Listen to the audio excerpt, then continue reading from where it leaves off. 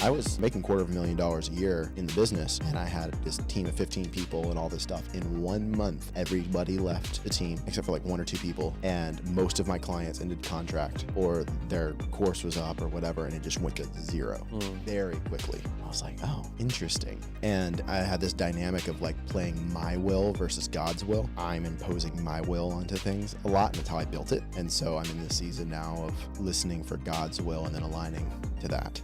And it's a totally fucking different ball game. And it's like taming a wild horse. Welcome into the Conscious Coach podcast. I'll be your guide in uncovering the path to finding your true self within. We'll dive into the power of conscious living, the significance of mindfulness, breathwork, and breaking free from hustle culture in our own personal growth. Through these intimate discussions, I'll share not only my own life experiences, but also those of remarkable individuals who have created impact in the world through becoming conscious so that you can do the same. Welcome in, everybody, and welcome to the Conscious Coach podcast. I am honored to be here today with Kevin Crenshaw. Kevin Crenshaw is a relationship coach and has been facilitating healing, embodiment, and activation spaces in person for over a decade. His own heartache and near-death experiences lead him to extensive research and training in relationship dynamics, trauma, and human transformation. Kevin has coached tens of thousands of people to experience more inner peace, deeper intimacy, and to live a life from the heart. Welcome in, Kevin. How are you doing today? Thank you. I'm pretty mellow today. It's an interesting day already. Beautiful. Here, Yeah, well, thank you for coming on. Yeah. And on the podcast here, we like to get straight to the point. Let's go deep together. Let's ask the deep questions. So I know a little bit of background in terms of you built a 6-figure business and then you lost it. You mentioned to me a little bit about how building that 6-figure business, the reason that it crumbled was because it wasn't in direct alignment with who you are. So I would love to get that story. Give me a little bit of background, just talking about that. Yeah. So I had my entrepreneurial start as a network marketer with Beachbody. Did network marketing. P90X changed my life. So I was like, okay, I want to like spread this message. And they pushed personal development. And so I got started, reading books, Think and Grow Rich, all the OG original books. But then I really got on a YouTube kick with Tony Robbins. And then a mentor of mine, a friend of mine, was going to one of his live events, and I didn't have money at the time. I had just left my parents' house after high school and was like bootstrapping it. And I was like, I want to go. So I found a way to sell things, and I made my way there somehow. I showed up to the event. It was in LA, and I was living in Memphis at the time, and I didn't even have a place to stay. I just booked a flight, and I got my ticket to the event, and I was like, I'm going to fucking figure it out. And that's kind of the energy that created my business. I just take action, and I'm like, all right, and I'm just going to figure it out. And I did. I met somebody in line. I was like one of the last people to check in on the day before, and the guy behind me heard that I didn't have a place, and he was like, there's one more spot at my hostel that I'm staying at. And like, all right, cool. And it just, so much serendipity worked out in that. But with the sales background of network marketing, then being introduced to Tony Robbins in that community, and I ended up crewing for him for multiple years, following him around, him doing his live events and supporting that and the production of it all, along with group fitness. Because when I got started in all of that, I also started teaching group fitness classes, and I got really good with stage presence. And so I can trace back and look at all these pieces of like getting good at sales, getting good at stage presence, and getting really good at like energy management or state management. And then all of my friends are coaches, NLP practitioners, hypnotherapists, like some of the best in the world from that environment. And I was like, I could tell I'm being groomed into something bigger. I can connect the dots looking back, but I couldn't feel it back then. I was just like, okay, I know fitness isn't my forever thing, but I'm going to give it 100% because it's the only thing I can see right now. I knew it wasn't forever, but I couldn't see what was next at the time. And thank God, because I got my 10,000 hours of reps in with teaching group fitness classes and all of that, which eventually led into how my company as the heart guy exploded overnight. I had been developing these skills for 7 years. You know what I mean? And so it just all of a sudden clicked to have my own marketing for things. Then it was easy to sell because I was selling other people's stuff all the time, right? And having charisma or being okay in front of a camera or on stage was natural to me because I was doing it all the time anyway. So now it's with a topic that really resonated with me. I can move forward with it. And, you know, the mission overall was in integrity and in alignment. You mentioned how it wasn't in alignment. That's why it crumbled. The mission itself was. How I built it wasn't. My first girlfriend and ex-fiance cheated on me, dumped me, and the 2 relationships after her cheated on me. And that's when I was like, what's happening? Because I'm a big lover and this just doesn't make sense. Put me in a suicidal depression and also kicked me into understanding relational dynamics and masculine, feminine energy and all of that stuff. And so I started reading books. This was along the time where I was, you know, kind of getting involved with Tony Robbins and everything. And so I was on this quest to just understand more about that. And even though I was building up this fitness business, I was always researching about relationships. And I helped a friend save his marriage, and like all these other things started happening. And I was like, I'm really fucking good at this. But I was single at the time and I was taking a break from relationships. I was like, I felt like I was hurting people and I didn't want to hurt people anymore. So I'm going to just isolate myself because I'm causing so much pain because I didn't understand what was happening. So I just pushed away. And it took a while for me to sell myself on the fact that I could be a relationship coach and not be in a relationship. And I launched the Heart Guy and the Heartbeat podcast, and I had an online audience for my fitness community, and that really took off. Like I saw how perked up people get, especially women, when you talk about relationships. It's like all the attention's there, and you're like, whoa, what just happened? And it took off. And so I started answering questions. For a season, I was like, am I a dating coach? Am I like, I'm not doing the pickup thing. Like what's my lane? And I was like, Kevin, what's in integrity? You've gotten really good at actually recovering from and healing heartbreak and breakups. So I made courses around that. Then I was like, oh, and I've also healed a lot of my codependent patterns. So I created a course on healing codependency, and that's really was my bread and butter and helped me scale. Now, all of that's great. That was like, it was so in alignment. I'm asking myself, what's in integrity? It's my mission. I feel like it's like I can look back at my life and go, God's bringing me through these experiences to serve the world. And how I went about building it was out of ego. It was out of lack. It was out of scarcity. It was out of somebody else's blueprint. And that's where the advice of just copy what somebody else successful is doing. It will work to get you a result, but more than the result, we actually want fulfillment. We want peace. It's the things that what the result's going to bring us. So if you just want to get a result, then sure, there's ways to just get a result, right? And I didn't realize it as it was happening. But I launched 22, I think it was, consecutive months in a row for my course, and I was taking all the sales calls for most of that time, and I was the one generating all the leads, and I was the one servicing. So I always had 3 different live groups happening because it was a 3-month course.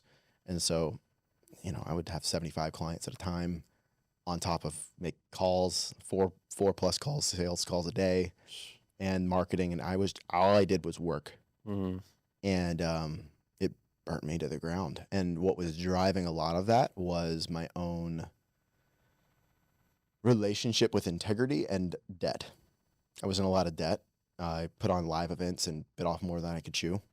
And also hired mentors. I was over investing in myself, thinking like I can just make it happen. And then realized it was $120,000 in debt basically overnight. An eviction notice on my door of $7,000 or quit in 3 days. And my business coach, who I hired to support me, is threatening to sue me because I'm late on a payment. And he knew my fucking situation. Needless to say, I went to the beach and cracked. I just cried. And I was like, all right, you're not in the wrong. Like, you're in the wrong here. You owe people money. Mm. Sure, they could be in the wrong too, but like, your integrity, man, show up. And so I did. And for 3 months, I worked my fucking ass off to pay these people back.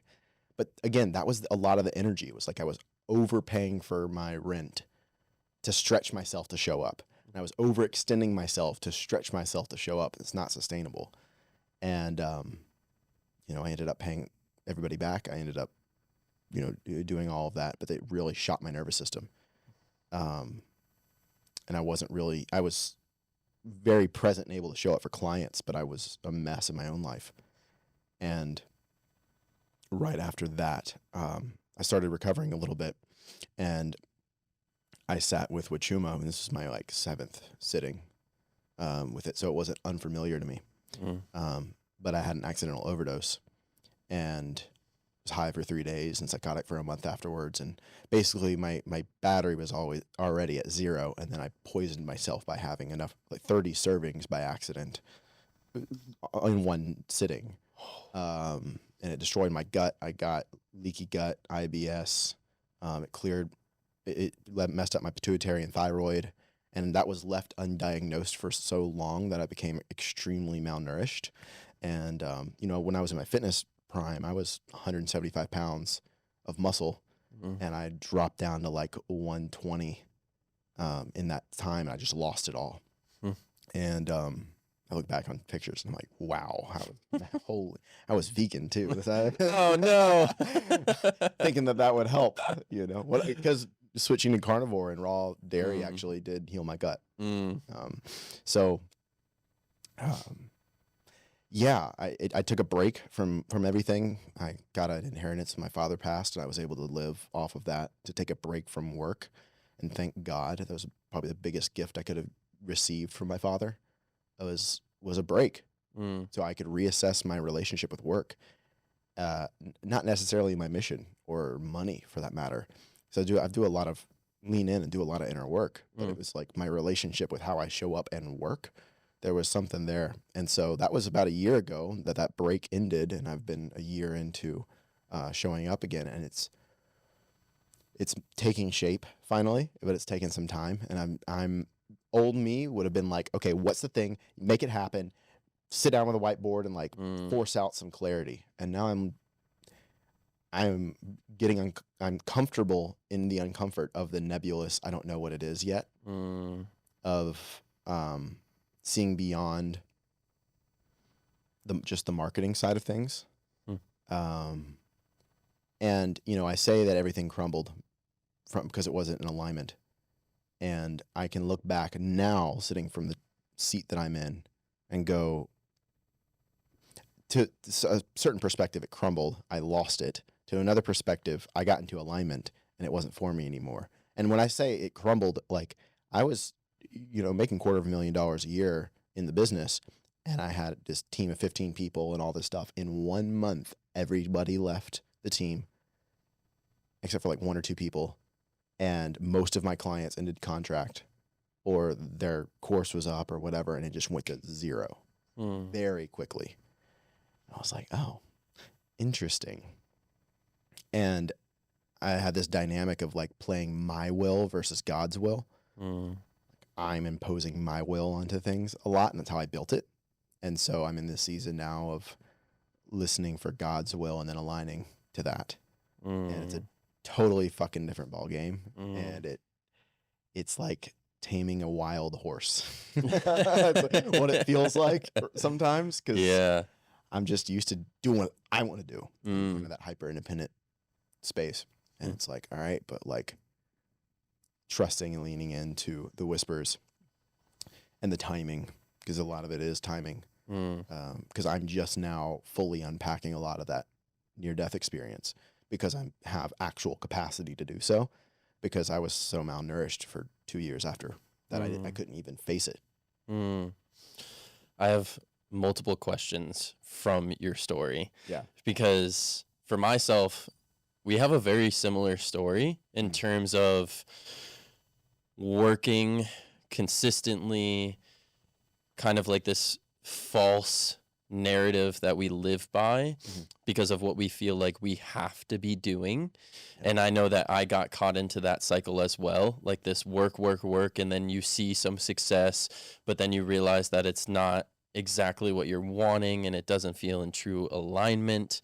And I went through a time as well where I didn't want to be on this earth anymore because of it. For yourself, when you were going through this time where you were creating all these courses and going and doing all these mentorships and overextending yourself on rent, what do you feel like was the internal dilemma, or what was the thing that you were going into these situations in? Like, what place was this coming from? Where do you feel like it was coming from when you were going into this? This is still something I'm unpacking, and I'm very aware of right now. But there is a part of me that only really shows up when his back's against the wall. This part of me that's confident, that's clear, that's connected, that is present, and that's a leader. He makes a way. And I got addicted to that, and that was the only card in my deck I knew how to play to get in a place of service. And so I was like, all right, run it, because I wanted to show up in service and play big and all these things. I think there's also a part of me that chunked being high energy with being of service, and so I couldn't chill out. I was addicted to caffeine in that time as well, pretty heavily. So I literally was not okay with being tired. And that's something that I'm still have weeds of to this day. Being heavily diagnosed for ADD as a kid and on Adderall and Focalin and all those things during early development years probably messed up a lot of that's in my system. And I think there was a part of me that was doing it to be seen, to be heard. For sure, I was definitely there. But the thing that I'm clear on now, and it's still something that I'm integrating, is the part of me that only shows up when his back's against the wall. It's a do or die situation. You need to make $7,000 or 3 days, or you're going to get evicted. And I do. And I think I got, if that's the only evidence you have for your magic, you're just going to keep putting yourself in those fucked up situations to make magic happen. You know what I mean? I also think that when we create from this place of scarcity and suffering, it's not always in alignment with how we truly want to show up into the world. We kind of like take shortcuts to just make money, and then there's always like a karmic effect of it. Definitely. Would you agree with that? Oh, 100%. I was so short-minded. Like, I would think big vision, and I would reverse engineer it, and I would get clear, and then 2 days later, it'd be something in the immediate I need to pay. So I would narrow focus and just make that happen, and I would lose sight. It was like I would do whatever just to make the immediate happen. And I was also didn't want to give up my lifestyle. Do you feel like what you were experiencing, you talk about like ADD and things in your childhood, do you feel like the experiences that you had in your childhood were causing you to act in the way that you were in creating this business and in the way that you were coaching people? Potentially.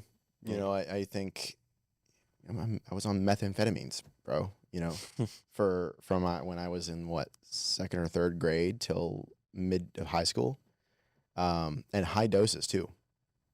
So that'll definitely fuck up your system in some way or another, which is why I feel like I got addicted to uppers.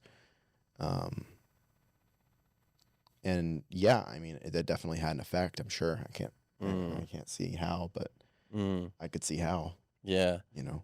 Yeah, because I feel that so many of us, especially like people our age in today's day and age, we grew up in this society where from the time we were 4 years old, we were taught how to live this certain life and the things that we had to do. I mean, we were basically put in an 8-hour work camp. Yeah. For our whole entire life, and then we were taught what we had to learn in order to go into this society where it's just work, work, work, and that really gets ingrained in us.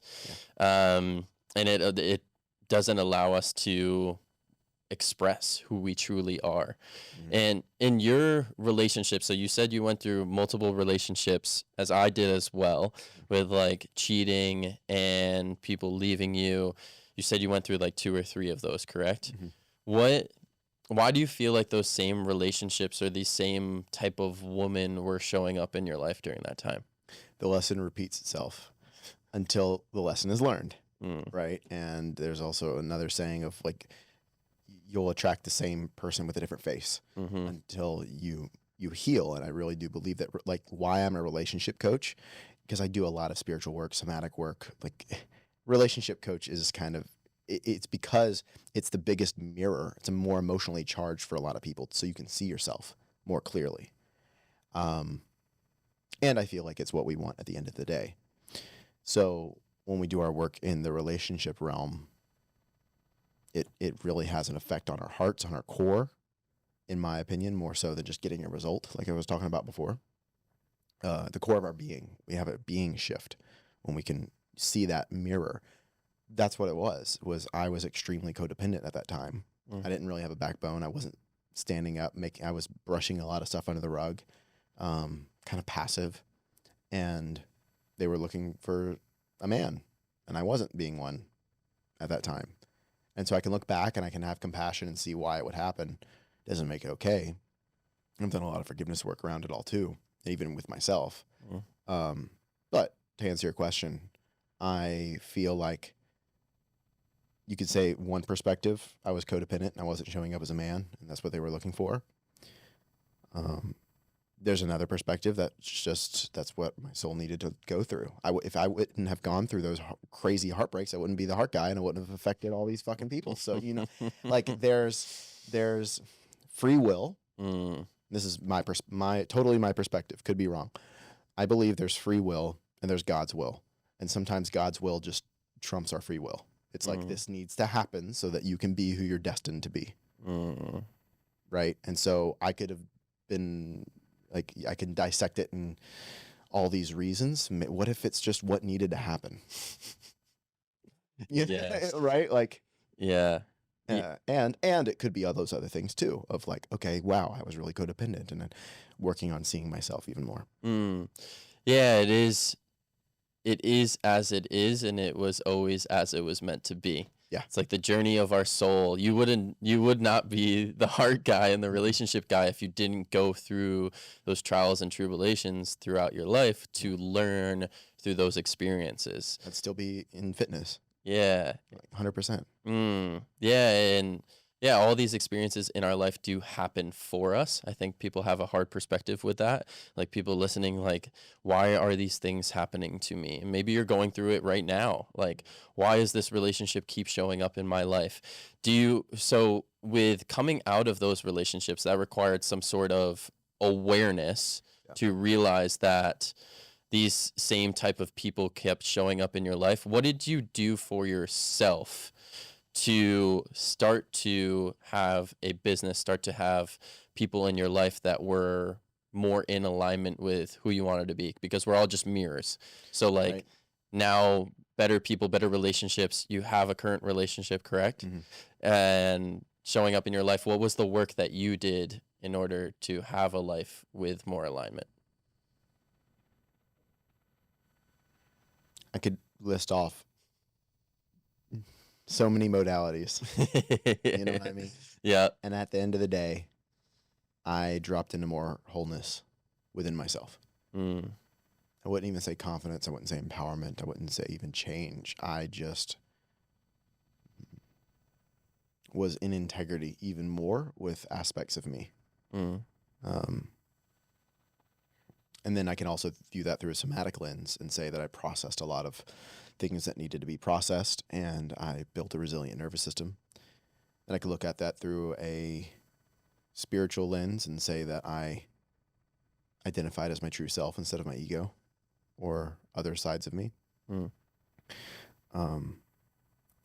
It really comes down to being connected with your true self. I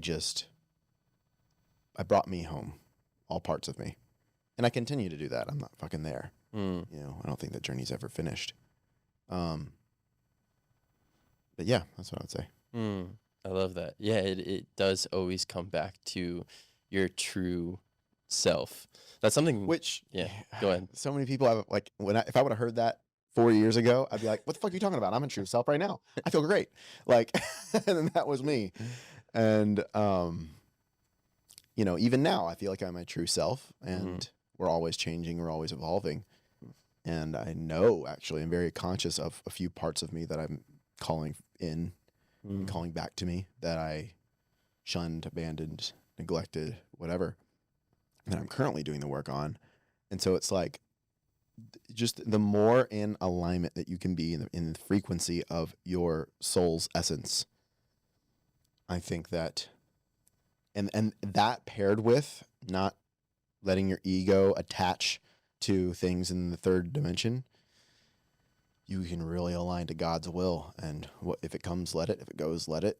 You're guided in a certain direction, kind of like the surrender experiment. I don't know if you've heard that book, right? Like, it's just gonna unfold, and you'll be able to ride the waves, go with the flow, all the things. Absolutely. Do you feel like it was Wachuma, correct? Do you feel like that experience was what really opened you up to more of a life of surrender and God's will? 100%. That, and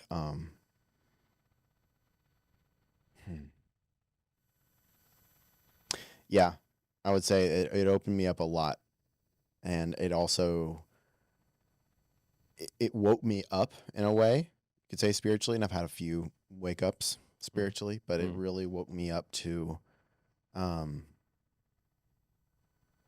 it was like I can look back and see how I got all these like warning signs, check engine lights that were coming on, and I was ignoring them. Whispers turn into taps, turn into screamings, turn into a smack, near-death experience. Oh, gotcha. You know, and that's what worked, what happened with me, at least.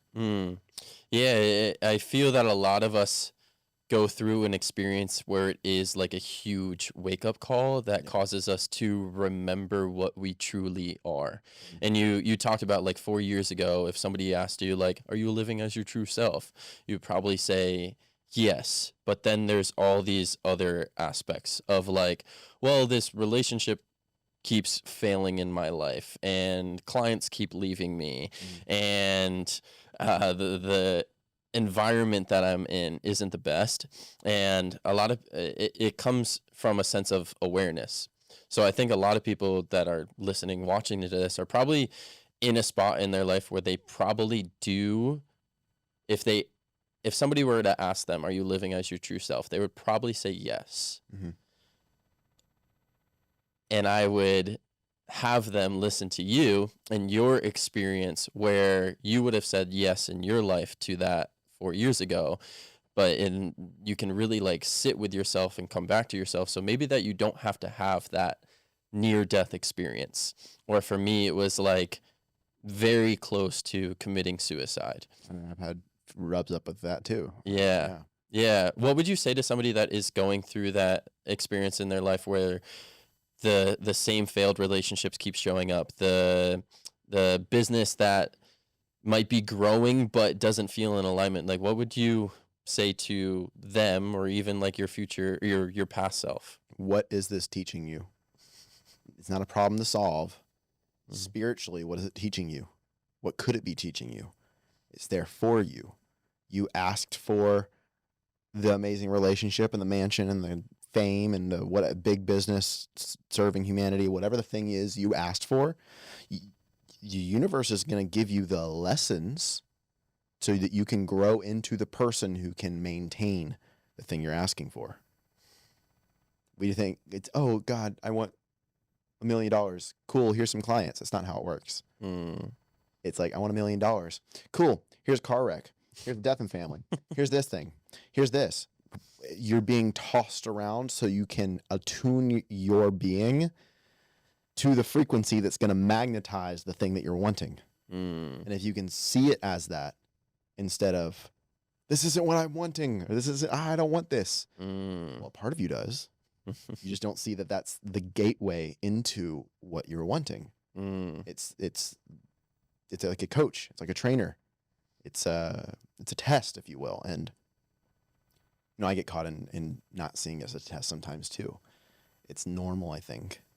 But see that as a lesson. And especially if patterns are repeating themselves, what does this say about me? What can I shift and change? And come from an empowering perspective on it, right? Because you could shame yourself, or you could be like, oh, wow, I have some things that I get to work on. I can do a much better job at. What are the patterns that you are creating that create the results you're creating? Because at the end of the day, we're kind of just these loops. We're just looping a certain story, consciousness, perspective until you shift your loop and you change. And so look at what's happening in your life, because it's a reflection of your energetics, you could say mindset, your being, your frequency, your sense of wholeness or not. And, I'm going to play devil's advocate for a second, because there's people who are broken. I don't believe people are broken. They're suffering. They're not whole. They don't have peace. They have addictions, and they're like multimillionaires.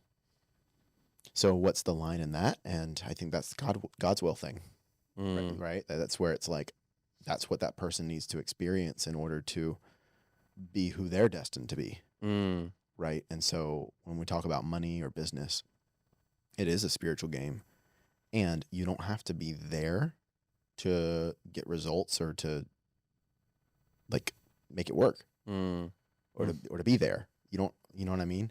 It's this weird game where if you're just authentic to who you are now, you're magnetizing who you are now, in what you want and what you don't want. Whatever's showing up in your life is a reflection of who you're being now and what that being wants. So it could be lessons that it's magnetizing to evolve spiritually. It could be strengthening your capacity. It could be strengthening your confidence. It could be strengthening your resilience. What could it be teaching you? That's what I would say. What could it be teaching you? Yeah, and having that sense of awareness to ask those questions. So this might right now be your wake-up call to have that self-reflection because a lot of the times we will put the blame on others. My life is like this because this person did this to me. Yeah. This experience happened, which is making me like this. And we're identifying with something other than our true self during those moments. And we can come back to ourselves and realize that everything in my life is a mirror of me. The good in my life is showing up from the good places within myself. The hardships are showing up from my shadows, the places that I need to work on, my vulnerabilities, the things that I haven't allowed myself to heal from, which it sounds like you went through that experience for yourself. And the second part of that is that it's funny how everything in your life like comes in for a specific moment, because you're talking about things that like I'm focusing on right now. And in the 7 spiritual laws of success, and I just did a YouTube video on it yesterday, which is funny, but Deepak Chopra talks about like object referral or self-referral. And these are 2 paths that you can take. And object referral is based upon the ego, which it seemed like before this kind of near-death experience for you, that maybe was the place that this inspiration and doing the things in your life was coming from. Like, and that's what we see in our lives is work really hard so that you can get the house, work really hard so that you can get the car, work really hard so that you can have this 7-figure business. And it's all based upon the ego. And then we get to that point and it's like, oh shit, this was not it. And then there's the path of the self-referral, which is just this continuous journey of learning your true self. And like then it allows you access to this field of pure potentiality where you can create abundance, you can create a beautiful coaching business, you can create beautiful relationships in your life, and it's not so much something from force. Right. The interesting thing is that we're always, how can I put this? We're always manifesting. Back to my point, like you don't need to try to manifest the thing that you want. If you can remember that you're a powerful creator, even right now. If your life sucks and you hate your life, you're creating it. And when you wake up and see that and take that level of responsibility, bro, everything can start to change. But I think it's like, oh, what's the hack? What's the tool? What's the technique? What do I need to know something that I don't know? And again, you start seeking external to save yourself from the thing that you're creating somehow. You know what I mean? When you just wake up and say, wait a second, I'm creating this. Fuck. All right. Well, then I'm going to create this, right? Because we're creating it unconsciously. And then, and that's really at the end of the day, what I feel a lot of the healing work is. It's just bringing the unconscious stuff up and out or to the light so that you can be more of a conscious creator in your life. What would you say? So we're often taught that manifesting is like writing down, I want $100,000 and writing it over and over and over again and picture yourself with $100,000. What would you say that manifesting is for you? How would you describe it? There's two lenses. There's a scientific lens, and then there's the spiritual lens. They're the same thing, different perspectives, right? So the spiritual side of it is we're always creating. And so if we're always creating, then your frequency is a magnet to the frequency that you're being. So change your being, you'll change the frequency that matches. Prime example is if you have a bunch of money stories, and you're in scarcity and you're trying to get clients and your clients keep saying no because of money, you're literally manifesting that frequency because it's in you. Do what you got to do to align those money stories, get that unconscious, conscious, and that way it'll change what you're manifesting. And all of a sudden people will be like, oh my God, yeah, that's such a deal. Sign me up. What? Because you shifted. Now, scientifically what's happening is the brain has a processing system that predicts things. And so when whether it's Joe Dispenza or whoever whatever you're doing in meditation, where you're focusing on creating the future and feeling the future now, what you're doing in the brain is you're activating the reticular activating system, which is the thing that's like, if you get a Volkswagen, all of a sudden you see Volkswagens everywhere, right? Like, it's the law of familiarity. So you put that thing in your future. And if you're grateful for the thing in the future and remembering the future type dynamic, what happens in the brain is it's creating all of the scenarios. It's aligning your intuition with like, hey, go to that party because you're going to meet somebody that's going to help you in the thing. And then, oh, go up and talk to that person. I don't know why, but it's literally leading you towards the thing that you want. And it'll align your intuition with it. And so that's what's happening scientifically is it's activating this predictive system in your brain that's going to predict what you should and shouldn't do to get you closer to that goal. And the more that you can see yourself hitting a perfect swing or closing the perfect sale or being in the perfect desired outcome, it's literally building repetitions in the neurons. And it's firing that happens. And then all of a sudden you're just unconsciously at that point going to take the action towards the thing because it's what you do. It's predicting that that's going to happen. So it gears your system up to make it happen. There's there's these two aspects of it. It's identifying what you do want. And then it's also raising your own vibration. So that, because whatever this thing that is that you are wanting, it's at a higher vibration typically than what you're at right now.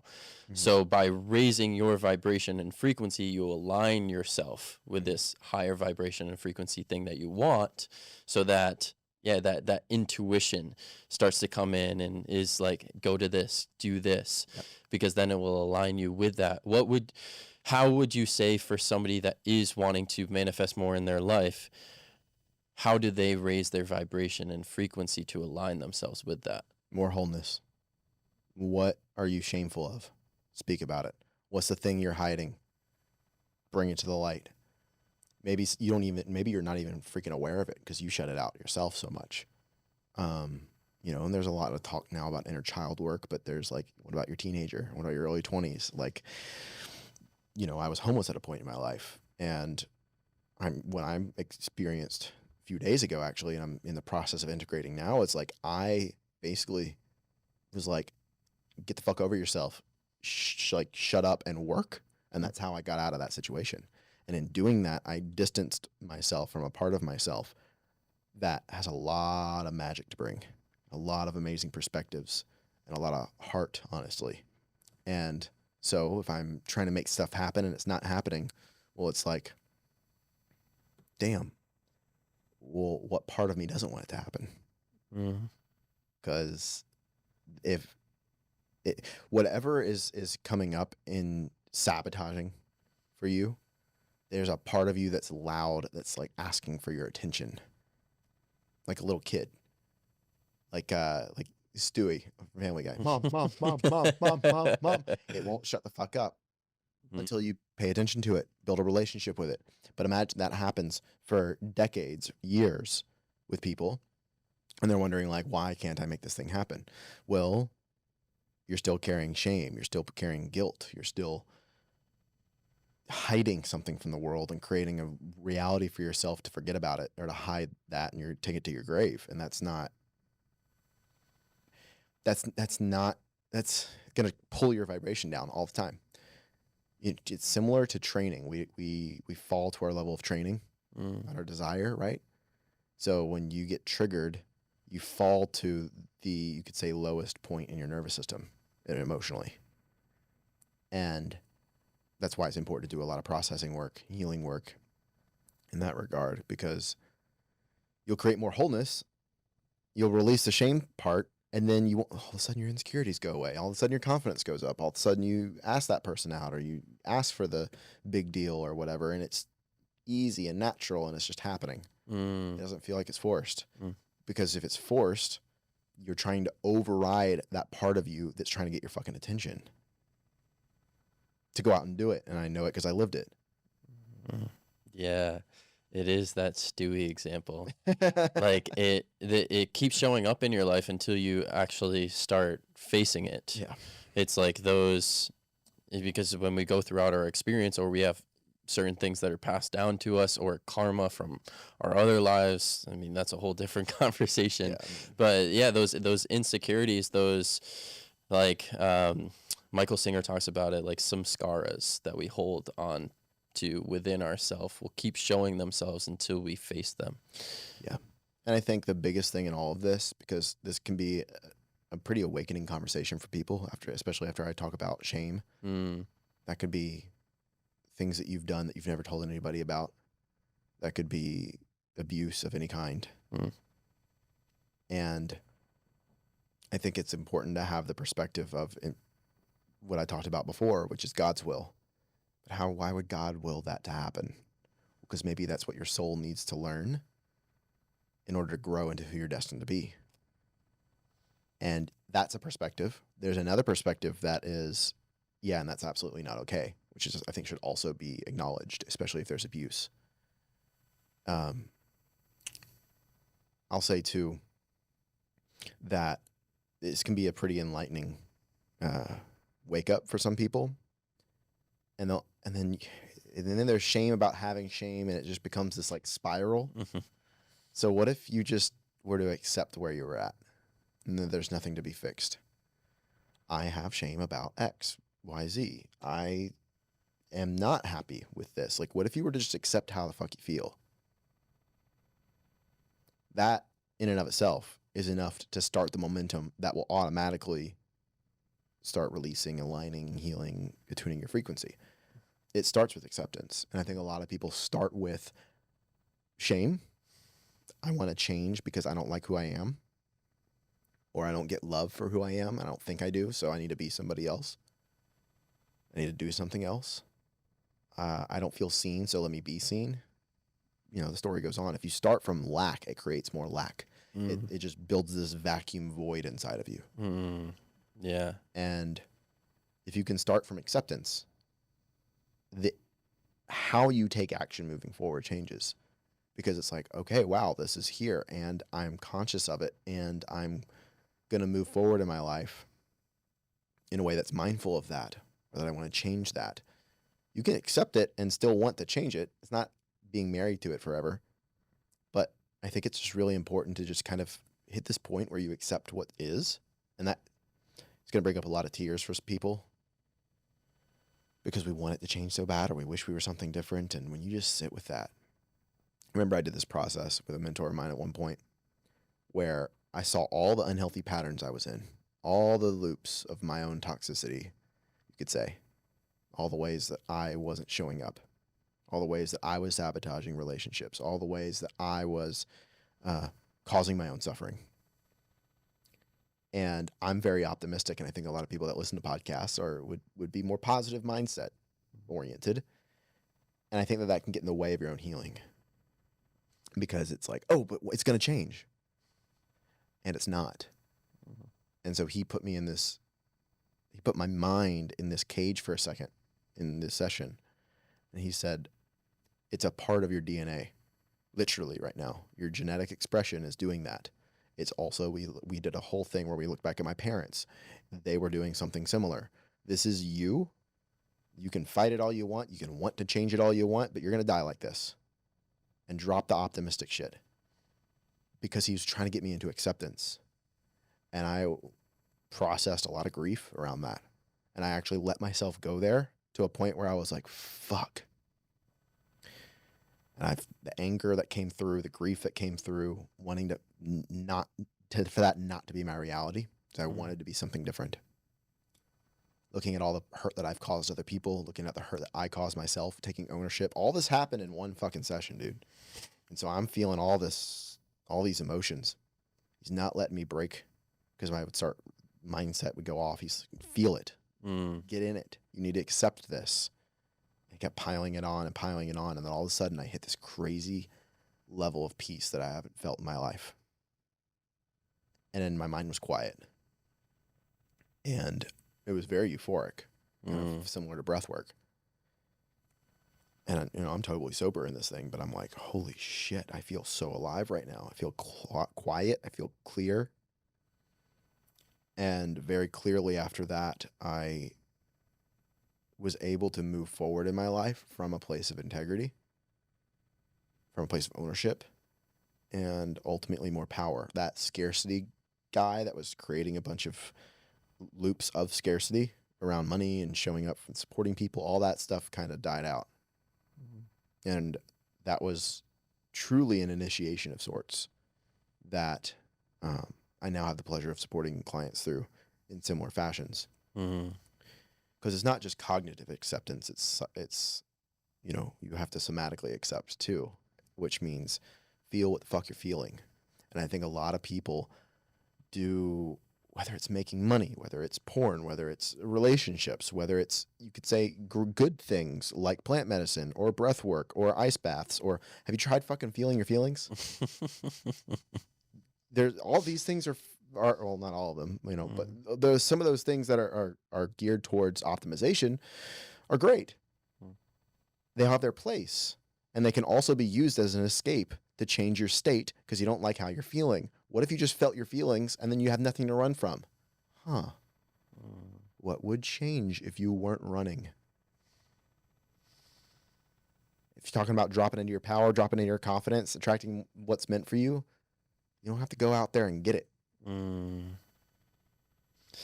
You just be it. And it'll magnetize to you. But I think there's so much hustle porn and hustle culture and all this shit out there of like, you got to go out there and get it, or you got to take massive action. When you have nothing to run from, you'll freely take action out of inspiration, and it won't feel like you're hustling. It's like a kid on a playground isn't hustling to play. They're playing and they have a ton of energy and they're doing what they enjoy. It's limitless freedom almost. And with adults, we try to recreate that energy through pushing ourselves to be seen, pushing ourselves to be different, because again, it's coming from shame. And when there's nothing to run from and nowhere to hide, and you sit with all that shit and you actually just feel your fucking feelings, you open up the opportunity to be like that little kid again. And now you can have tons of energy and play and freedom. And to some people, it'll look like you're hustling, but to you, it will feel like you're playing. Because you just love the mission, you love doing what you're doing, and so you're just going to keep doing it.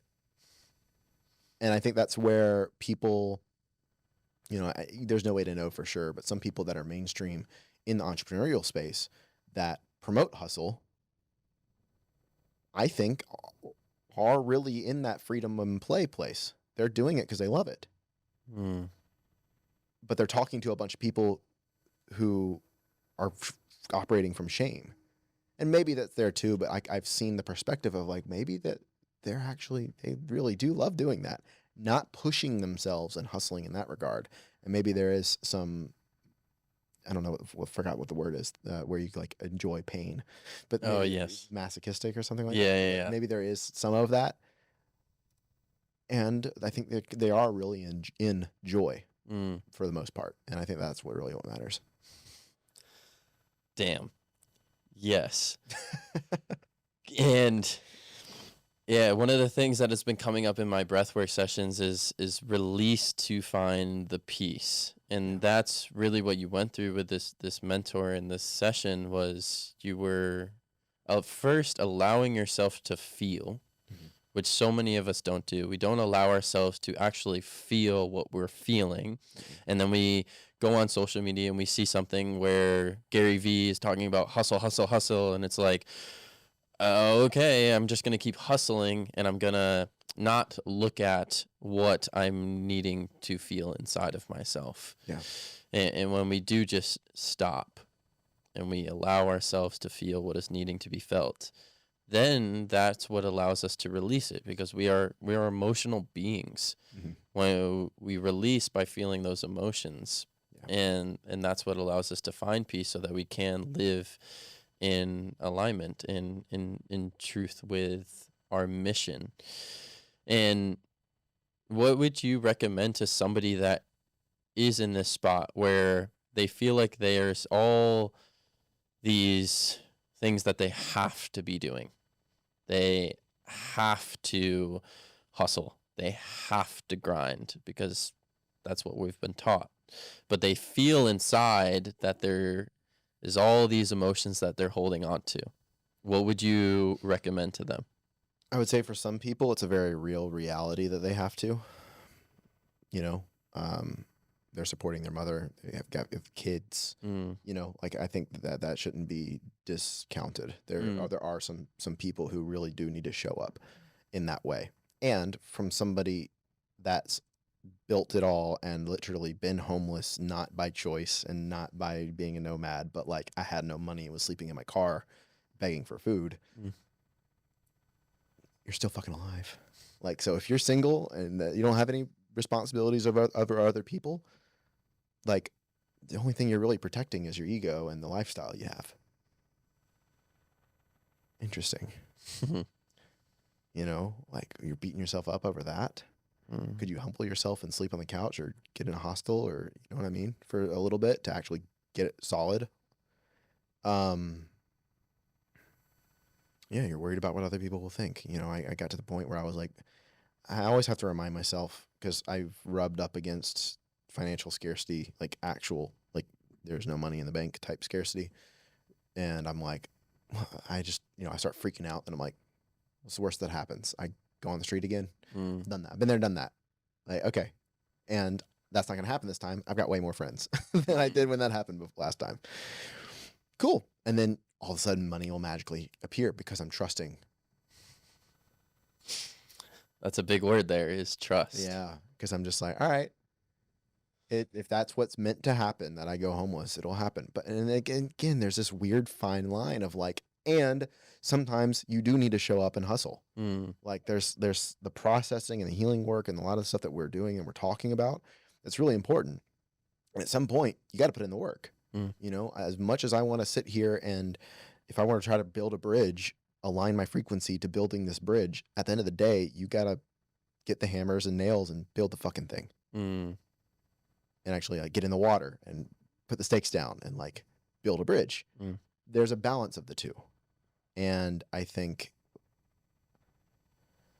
we live in a distorted perspective in modern culture about this. It's and I think it's because of historically with the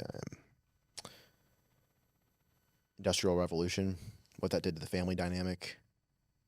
I think what that did, and then now with the wave of trauma that's surfaced and being and that kind of being a buzzword and healing, there is this duality of it.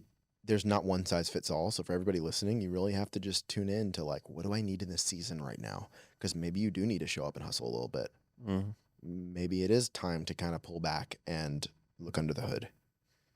It's all seasonal. It's all cyclical. There's not one answer. And my work, I call it inner work and outer work.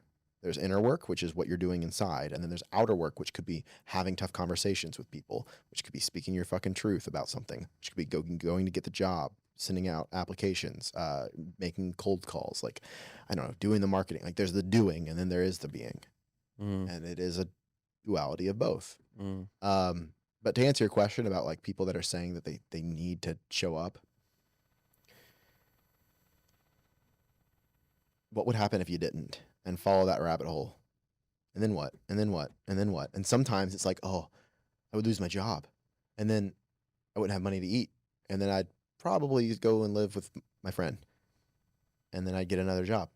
And you're like, oh, it's not that bad. Yeah. And then it's like, oh, I'm not going to die. Interesting. But that is, built into us as a primal animals beings, that we do fear death from rejection. It's very instinctual. And so we have to just bring some consciousness conversation to that part of us that thinks we're going to die if we're not accepted. Because we're not there evolutionarily anymore. And then you're like, oh, okay, I can do this and I can trust. And again, it's getting in the frequency of play. And I've been in those do or die situations so many times. So I get it. And I've done it suffering the whole time, pushing myself the whole time. And I've done it with a lot of anxiety maybe, but also a lot of trust. And it feels a little bit more like play. I've done it both ways. So it's not just what you do, it's how you do it. So if you are in a situation where you need to show up financially, I would really sit with,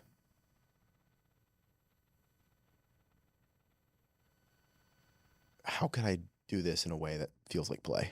It's like if you're gonna train for the Olympics, you could train super serious. We can have fun with it and still be fucking serious.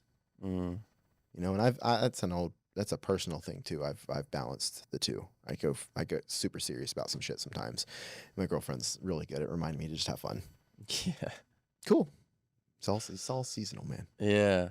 So from what you were describing, there is that part of radical acceptance, accepting where we're currently at, and also understanding that we are at this point for a reason. You're always exactly where you need to be, and not to have shame about where you are.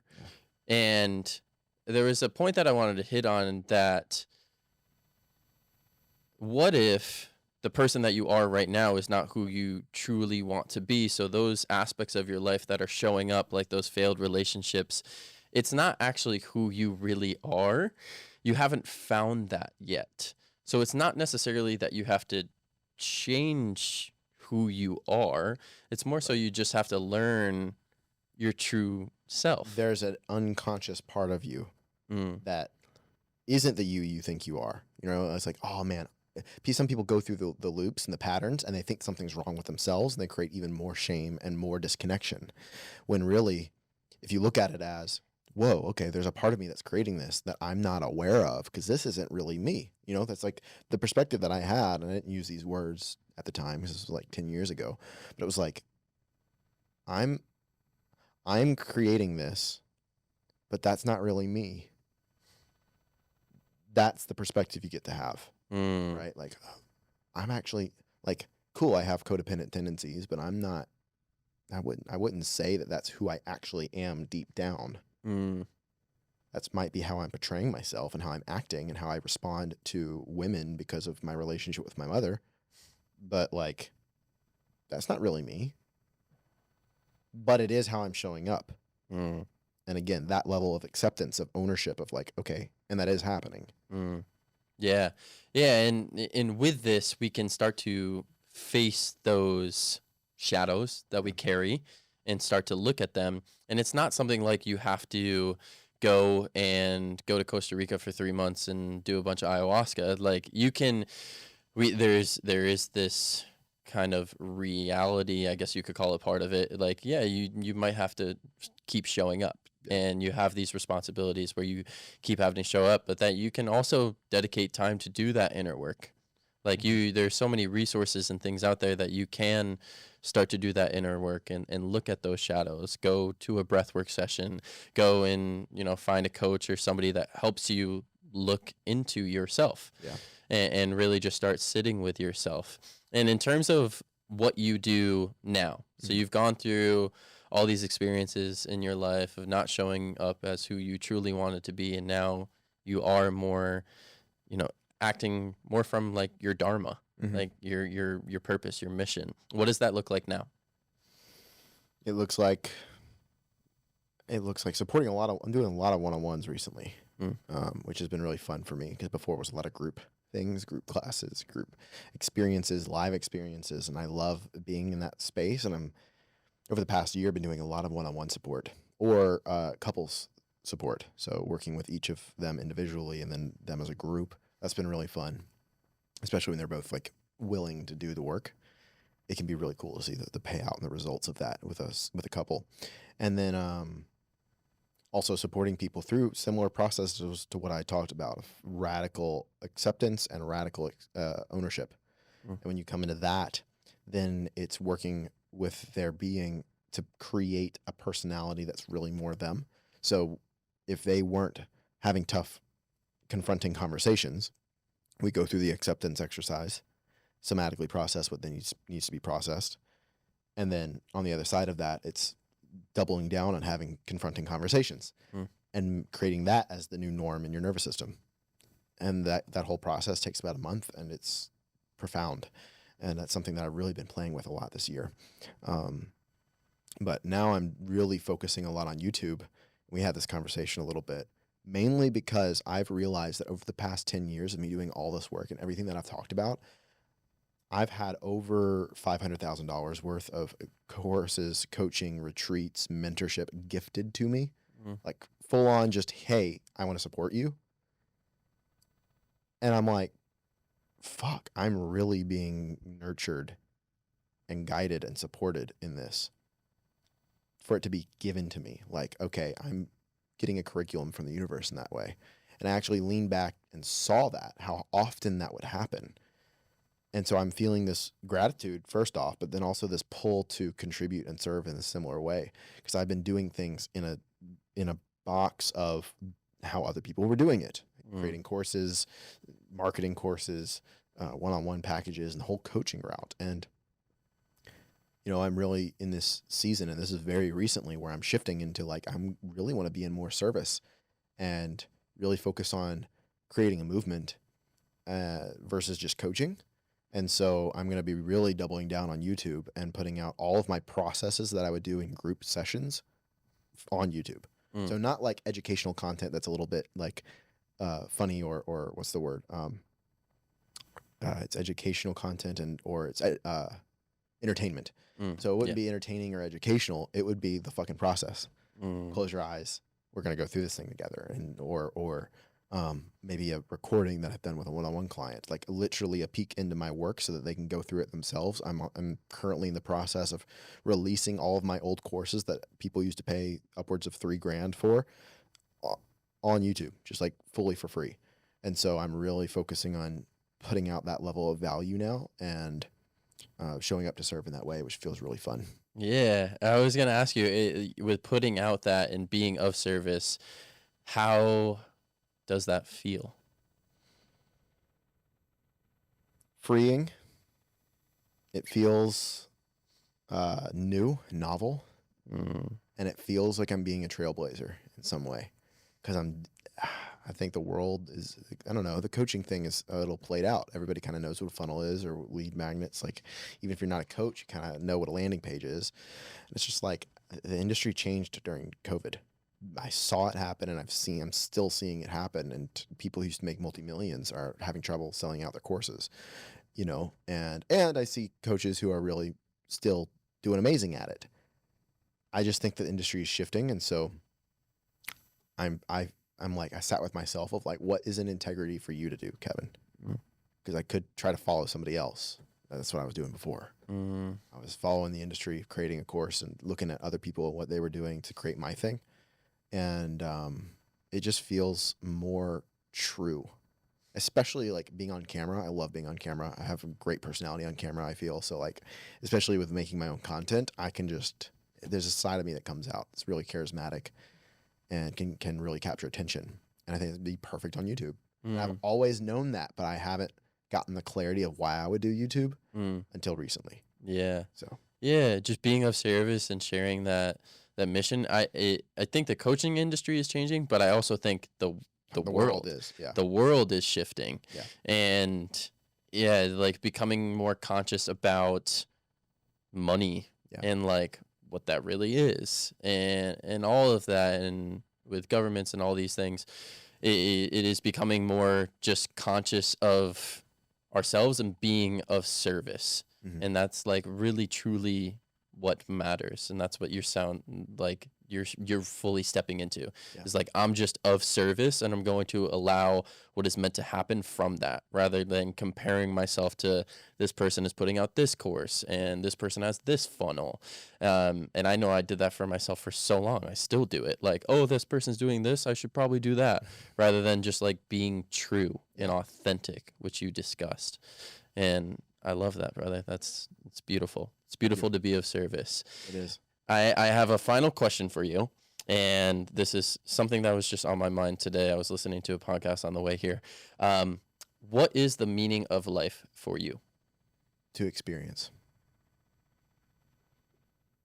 I think it boils down to, you really just want to experience reality, which means opening up to the full range of all feelings, all possibilities, all experiences.